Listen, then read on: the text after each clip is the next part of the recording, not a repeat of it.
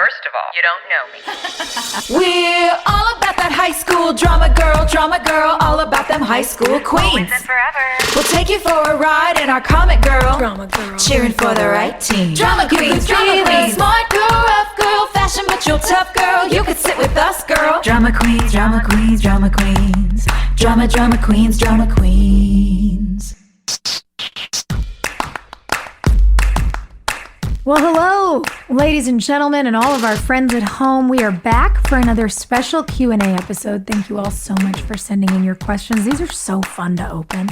Yeah, I mean, honestly, it feels like getting past notes in class. Remember, we would have to, what was that little thing that you would fold and then, flip back and forth to the figure little out? square thingy. You had to answer all the questions. I love notes. Your passing house. Notes. Yeah. You had to pick Do your kids house, even still your do pet, this?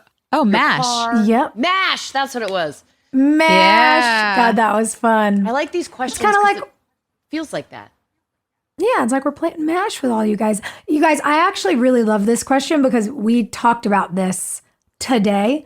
Loma asks, as you've reached season 3 in your rewatch, have you guys started to skip the opening credits or do you still watch and sing along each time? I don't watch the opening credits of any show. Y'all, we skip. We skip. When we watched the first episode of season 3, we actually missed the skip intro button and we had to watch the intro. We did sing a little, but We did. I think for posterity's sake, we did. Yeah. We made some lemonade. Okay, hold on a second. I do love our intro song, but have you guys heard this thing on TikTok? This girl singing our theme song, but with different lyrics? No. Oh Okay. my gosh. What is it? I'm going to have find to play this. It is so immature, and I fucking love it. And I've had people send it to me so many times.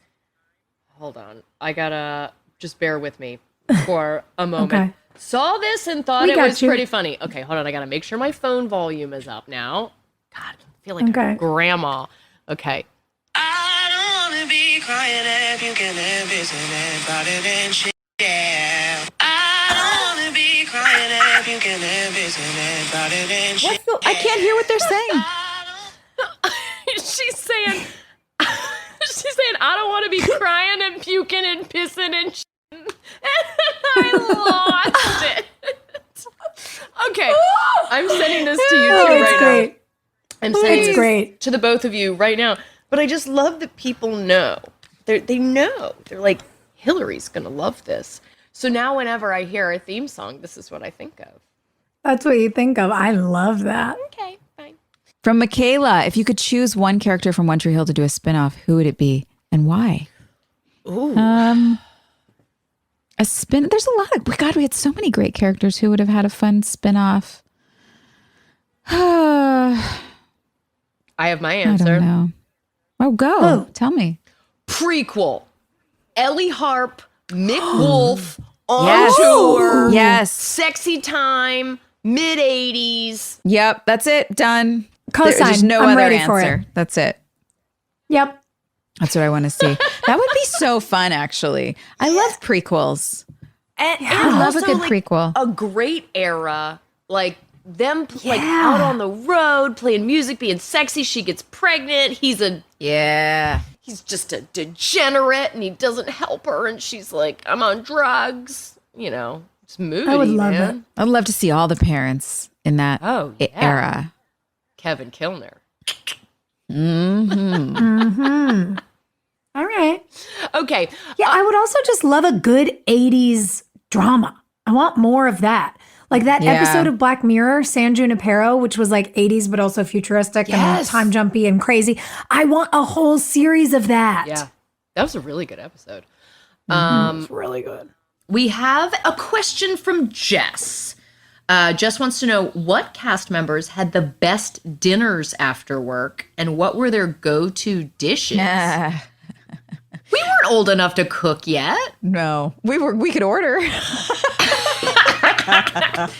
Yeah, I don't know that we were at dinner party age, but we haunted Deluxe and Circa. Those two places, man, the beef Wellington at Circa, I was obsessed with. I would get the filet with crab. That was, remember they would like, that was so fancy. They put crab on it. This probably came out of a jar. No, I'm sure it didn't. Deluxe had a good steak. They had a good fish. They always, I loved going there. That was what we did though. We didn't really like I would attempt to cook sometimes. Girl, we worked 18 hours a day. Yeah, that was tough.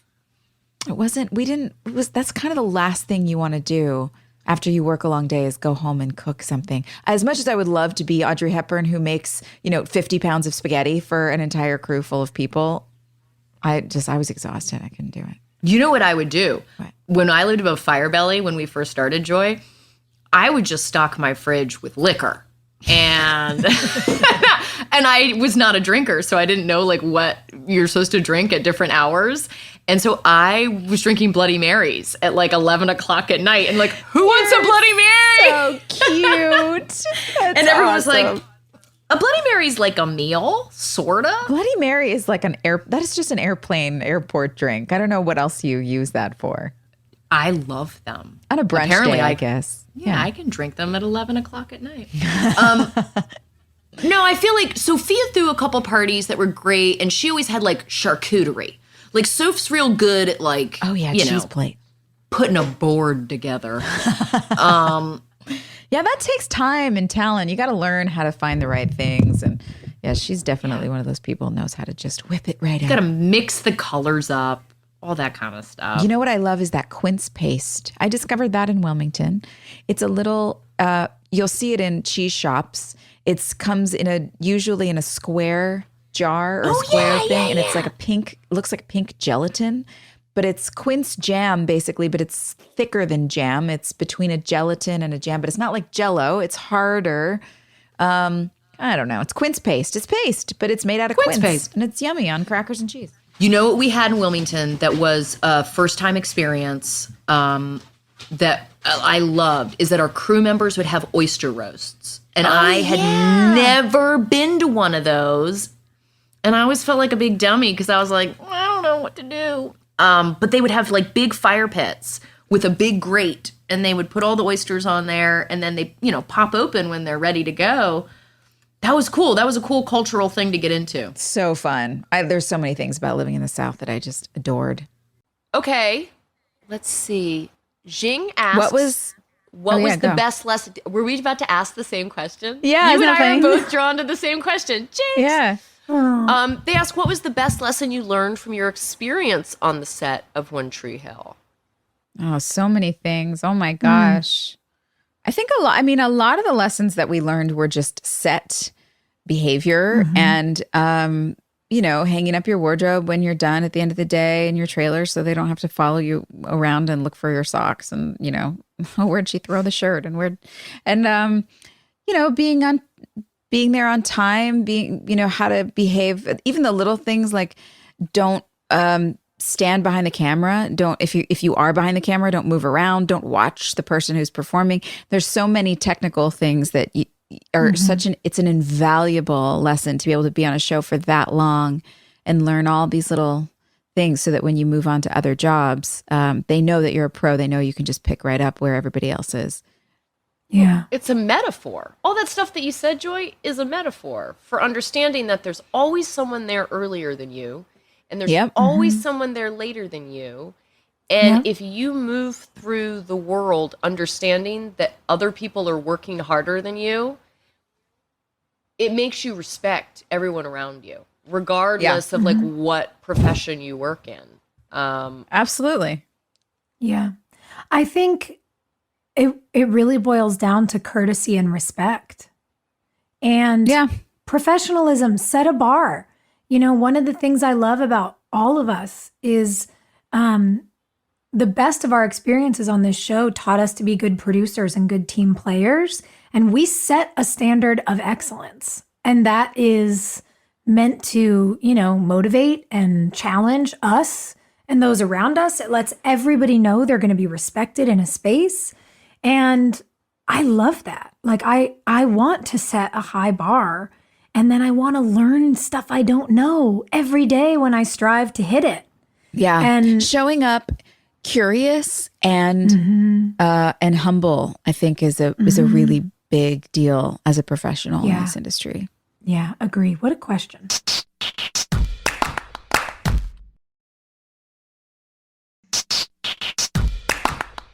Caitlin asks, do you have any outfits from the show that you kept? I've got some shirts. Oh, you know what I What do you have? got? Do you know what I sleep in? That remember when we went to Honeygrove and we were Yeah. on the bus? There's a long sleeve t-shirt. What the hell is the band? Is it like a Led Zeppelin shirt or something? I don't know. I sleep in it like once a week. And Really? I forget that it was on the show. But it's got like holes and shit in it now. But yeah, it was really I it was love like that. super soft. I wanted it. Oh, I love that. I kept a lot of stuff, but not like, I don't know if I still have any. Oh, I do. You do, yeah. No, Sophia you has a kept whole closet. So much. She has a storage unit somewhere. I've got 2 bins. In San I have Fernando. 2 bins. Yeah, I've got 2 bins of One Tree Hill stuff in the valley. I have my cute little vintage paillette dress, also from Honeygrove. Ooh. I have. Oh, you kept that? I don't remember. Oh yeah, I took stuff like at the very end. Cool. I've got like when Brooke had that crazy storyline. I guess it would have been like season 6 with Creepy Xavier. Yeah, when you got beat up by that dude. Yeah, I was wearing this like cool sort of metallic striped sweater in the parking garage, but because I had to get thrown on the ground so many times, they bought a bunch of them. So I have like 3 of them because I think I intended on like doing a giveaway at one of our first conventions, but then I couldn't come because I was stuck in Chicago. So I just like have these sweaters I've never given anyone. That's funny. And I have Brooke's like photo album that she goes through on her birthday. I have just like a bunch of little cute things. I have the white shirt that I wore in the last episode on the beach. You know, that great outfit of Haley The on best beach. outfit ever. Yeah, the best outfit ever. That I wish shirt, you had that whole outfit. I know, but that white shirt was actually mine, and I remember bringing it in.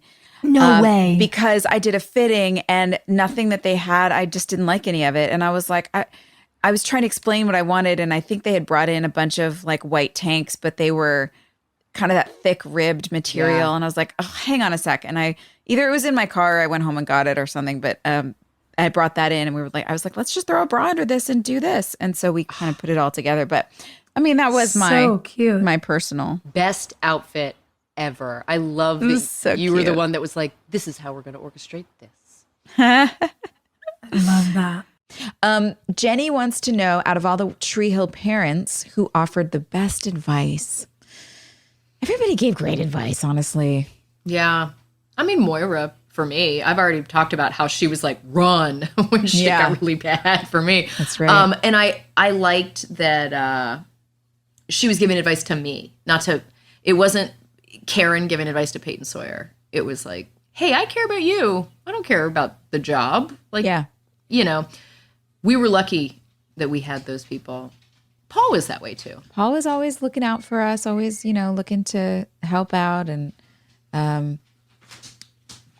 do love that about him, that he's rough around the edges. And that's kind of part of the charm too, is that he just will say what he's thinking. Whatever. He'll say it.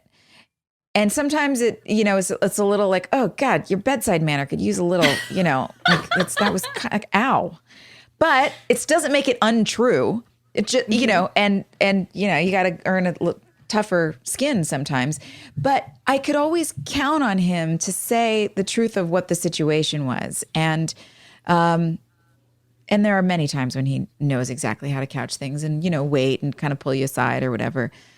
So that was really great. Barbara was also a wonderful person to talk to. I mean, Barbara was there when I had to put my cat down. I called her because I didn't have a mom presence there in Wilmington at all. And so I called her and she came over and sat with me when the vet came over. And she was always somebody that I could just go and just snuggle with. And I don't know, I just felt like she was looking out for all of us big time. Barbara is one of the first people that knew I was pregnant. She is. With Gus. Because when she was pregnant with Olivia, she had to go get her amnio done. And she asked me to drive her and to go with her to that appointment. And so I felt so honored. I was like, oh my God, like, okay, yeah. And that was in my last season on the show. And so I went with her to this baby doctor. And I knew it was like super high tech and like fancy, but I didn't know anything else outside of that. It was just like, Barbara's going to the best doctor in Wilmington. So when I got pregnant, I sent her an email and I was like, hey, remember that doctor that we went to when you were having a baby? Like, if I had a friend who was having a baby, what was that doctor's name? and she's like, well, you can tell your friend that was, and like gave me the information. And was so cool and kind of coy about it. You're right. Like to me, Barb was always more like big sister energy than parent energy. Majorly. Yeah, she was a cool girl. Yeah, she's got a lot on her plate all the time, but she's one of those people that I feel like I could always call her no matter what. Mm-hmm. If I haven't talked to her in 2-3 years, I could still just pick up the phone and be like, Babs, I need you. And she's right there. Do you remember when we announced to the cast that we were doing this podcast and she was the first person that wrote back and was like, hooray, I can't wait. Flooded our text box, our Instagrams, everything. Just, I'm so excited for you girls. Way to go. So proud of you. Yeah. I'm going to call her right now. I love her. Thank you, Jenny, for reminding me how much I love Barbara Allen Woods. Clara wants to know what's the shooting locations, if the shooting locations are real locations or on the stage. There's so many. So many. Oh, yeah, like Peyton's room, Haley and Nathan's apartment, Karen's Cafe. Well, this is a good question. So Karen's Cafe is a real location. It is a storefront on the corner of Front and Grace Streets in Wilmington. And I mean, God, we rented that for 9 years. I guess we leased it. Wild. How crazy. Yeah. But then Peyton's room and Haley and Nathan's apartment, we built those on stages. But Peyton's room was tied into a very real house. Yes. Peyton's house and Haley's house, the exteriors are right across the street from each other. And everything in Peyton's house had to match what was on the stage. So like the stairs had to be the same. The hallway had to be the same. Yeah. Especially when we got into later seasons where I was like, where we were fighting Psycho Derek. You had to be able to go from doing a scene in the house to 3 days later shooting the same exact sequence, but the second half of it on the stage in the bedroom, which could get super confusing. But what I will say is that the guy who lives in Peyton's house, we just watched an episode where Peyton is like screaming at her dad and they're like flying out of the back door. They had just had a baby and this baby needed to nap and we're like slamming doors and stuff. And I'm so apologetic. And his in-laws were over. So every time I would have to be like, God, Dad, you're like the worst, and slam the doors and run in the house. His whole family was sitting in the kitchen because they were all there to see the new baby. Oh my God. And I'd have to be like, hi guys. So the duality of like playing house with people and then screaming. That's the best part about shooting on a real location. It's real life. Yeah. Yeah. It feels real. It actually helps. I love the feeling of being in a real space because it helps me connect because it's real. A set is always going to feel like a set. Yeah. And you can find your way into the reality of the moment, but it does help to have a very actual real space around you. For me, it does. Yeah, me too. It really helps you suspend your disbelief. Yeah. Thank you guys so Thank much you for guys. sending these in. Keep them coming because I like doing these. Yeah. What a blast. Bye, guys. Yeah. Hey, thanks for listening. Don't forget to leave us a review. You can also follow us on Instagram at DramaQueensOTH. Or email us at dramaqueens@iHeartRadio.com. See you next time. We're all about that high school drama girl, all about them high school queens. Forever. We'll take you for a ride in our comic girl, cheering for the right team. Drama